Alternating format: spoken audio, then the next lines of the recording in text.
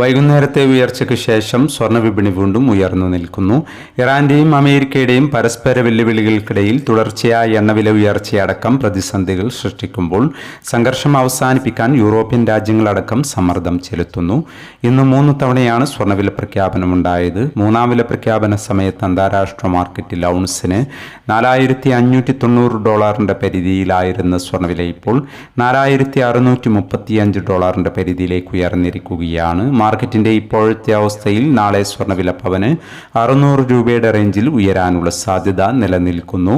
എന്നാൽ മാർക്കറ്റിൽ മാറ്റങ്ങൾക്ക് ഇനിയും സമയം ബാക്കിയാണ് എന്നുകൂടി ഓർമ്മപ്പെടുത്തുകയാണ്.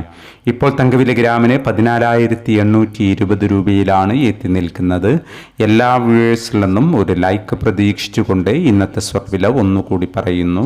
വൈകുന്നേരം പവന് 600 രൂപ കൂടി. ഇന്ന് 31/3/2026. പവന് 1,09,640, ഗ്രാമിന് 13,705. ഈ വീഡിയോ നിങ്ങൾക്ക് ഉപകാരപ്രദമെങ്കിൽ വീഡിയോക്ക് താഴെ ലൈക്ക് ചെയ്യാൻ മറക്കരുത്. Thank you for watching.